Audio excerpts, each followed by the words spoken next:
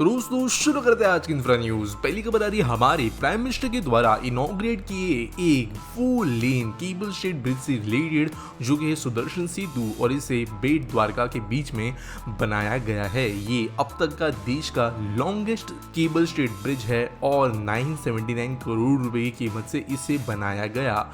With इस bridge की है 27.20 किलोमीटर्स। वैसे दोस्तों आप देख सकते हो ये कैप्टिवेटिंग डिजाइन इस ब्रिज का है। स्टील पैलॉन्स का और केबल्स का यहाँ पर अरेंजमेंट बनाया गया और ये बेट द्वारका और जो द्वारका के बीच में समुद्र के अंदर बोट से जाने की जरूरत पहले पड़ती थी, उसके बजाय अब ब्रिज का इस्तेमाल हो पाएगा। इसकी वजह से बेट द्वारका के अंदर जो टूरिज्म है, स्पेशली जो अंडर वाटर टूरिज्म शुरू होने वाली की बात हमने की थी, वो अब यहाँ पर एक्चुअल में बड़े लेवल पे आगे बढ़ पाएगा। अगली खबर दोस्तों आ रही है फिर से गुजरात के राजकोट शहर से ही, जहाँ पर कल 48,100 करोड़ रुपीस के बजट के साथ कई सारे सिग्निफिकेंट प्रोजेक्ट्स को इनॉग्रेट किया गया है और कई प्रोजेक्ट्स को लोकार्पण भी किया गया है। मेजरली अगर बात करें तो यहाँ पर एम्स जो 5 टोटल नंबर में थे, इनको देश के लिए समर्पित किया गया। इसके अलावा road, rail, energy, petroleum, natural gas, इन जैसे अलग अलग सेक्टर्स के अंदर भी चीजों को इनॉग्रेट किया गया है। इस वजह से बड़े लेवल पर देश में प्रोजेक्ट्स इनॉग्रेट हो रहे हैं। वैसे दोस्तों आज भी 2000 प्लस प्रोजेक्ट्स जो है वो इनॉग्रेट होने वाले हैं, जिसके बारे में हम कल की इन्फॉर्मेशन में देखेंगे।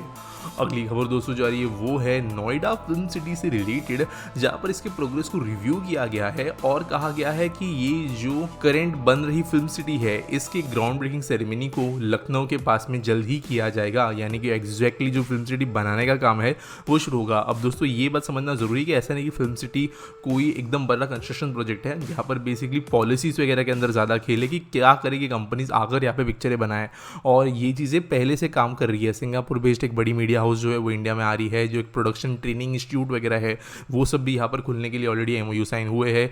मुंबई के कुछ बड़े स्टूडियोज जो है वो भी यहाँ पर ऑलरेडी बात चर्चा में है। फाउंडेशन स्टोन लेने के बाद में बेसिकली इन सब चीज़ों की इम्प्लीमेंटेशन का काम शुरू होगा। अगली खबर दोस्तों जो आ रही है वो है हमारे दिल्ली मेरठ आरआरटीएस ट्रेन से रिलेटेड, जहाँ पर एक फाइनल स्पैन ऑफ वायाडक्ट जो मेरठ साउथ को शताब्दी नगर स्टेशन के साथ में जोड़ने वाला था वो कंप्लीट हो गया है। इसके वजह से 48 किलोमीटर लंबा जो ब्रिज बचा हुआ है साहिबाबाद से लेकर मेरठ के बीच में, ये अब कंटिन्यूस हो गया है। यानी कि अब जो एक्चुअल में ब्रिज बनाने का काम है वो हो चुका है। इसके ऊपर ट्रैक लेंगे, केबल्स वगैरह ये सब काम किए जाएंगे, ट्रायल्स वगैरह होंगे, स्टेशन बनाए जाएंगे और दिल्ली से लेकर हमें पूरी तरीके से मेरठ तक आरआरटीएस दौड़ते हुए नजर आएगी 160 की स्पीड के साथ। अगली खबर दोस्तों जो आ रही है वो है इंडिया एंड श्रीलंका के रिलेशनशिप से रिलेटेड, जहां पर पॉसिबिलिटीज को एक्सप्लोर किया जा रहा है एयर कनेक्टिविटी को बेहतर बनाने के लिए और एयरपोर्ट इंफ्रास्ट्रक्चर डेवलपमेंट के लिए। इसके अलावा फेरी सर्विसेज और सी पोर्ट्स के बारे में भी हम बात कर रहे हैं इनके हाई कमिश्नर के साथ। अब दोस्तों ये जरूरी ना सिर्फ हमारे दोनों देशों की कनेक्टिविटी के लिए है, लेकिन अगर थोड़ी श्रीलंका की हिस्ट्री को देखें तो यहाँ पर हम्बनटोटा पोर्ट का अगर इशू हो गया, यहाँ पर जो एयरपोर्ट बना था जो बहुत बड़ा फ्लॉप था, ये सब चीज़ों को देखें तो ये इन्वेस्टमेंट्स जो है श्रीलंका के लिए इतनी फ्रूटफुल साबित नहीं हुई है। अगर इंडिया इन चीज़ों को यूटिलाइज करने के हिसाब से एग्रीमेंट्स करता है या फिर एक्चुअली फ्रूटफुल प्रोजेक्ट्स बनाता है तो इंडिया और श्रीलंका का बॉन्ड और स्ट्रॉन्ग हो सकता है। देखते हैं इसके बारे में डिसीजंस क्या होते हैं। आज के आस्पिटी सवाल के बारे में बात करें तो अलहद सुलाखे पूछते हैं, does the inauguration of priority section of the metro और other infrastructure projects genuinely bring benefits और it is merely a publicity stunt.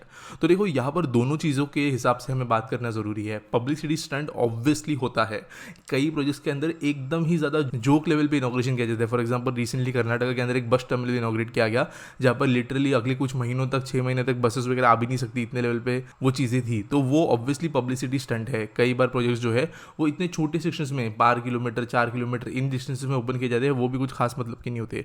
हाँ बट कब जब बड़े प्रोजेक्ट्स होते हैं 25 किलोमीटर 30 किलोमीटर, जैसे दिल्ली मेरठ आरआरटीएस हो गया, मेट्रो के कई नेटवर्क्स हो गए, ये फेजेस में ओपन करना भी जरूरी है मल्टीपल रीजंस की वजह से। पहली बात, कॉन्ट्रैक्टर्स कई बार पीपीपी मॉडल पर होते हैं, प्रॉफिट शेयरिंग मॉडल पर, तो जितनी जल्दी ऑपरेशन शुरू होते हैं वैसे ये मेट्रोज जो है अपने लिए पैसे जुटाना भी शुरू करती है, तो वो उनको आगे की लाइंस बनाने के लिए काम में आता है। कॉन्ट्रैक्टर्स को भी थोड़ा रिलीफ मिलता है, लोन्स वगैरह के रीपेमेंट में मदद होती है। तो फर्स्ट सेक्शन ओपन होने की वजह से ये चीज़ें शुरू हो जाती है, रादर देन कई साल रुके एक सेक्शन रेडी होने के बावजूद। जितना है उतना खोल के उसमें से जो भी पैसा बन पाए वो भी ज़रूरी है। दूसरी बात, जो पब्लिक है उनको भी कहीं ना कहीं पर यूज टू होने के लिए मदद मिलती है कि सिस्टम्स कैसे चलते हैं। फॉर एग्जांपल पुणे मेट्रो का जो पहला फेज़ था ये लोगों ने काइंड ऑफ जॉयराइड के जैसे यूज़ किया, ज़्यादा यहाँ पर इस्तेमाल नहीं हुआ था। और अब जैसे जैसे सेक्शंस खुल रहे हैं वैसे एक्चुअल कम्यूटर्स की संख्या बढ़ रही है जॉयराइड के बाद में। सेम चीज़ बेंगलुरु के लिए, बेंगलुरु के कुछ मेट्रो स्टेशन अभी ओवर क्राउड होने लगे हैं, जबकि फर्स्ट सेक्शंस के अंदर इतना क्राउड नहीं था।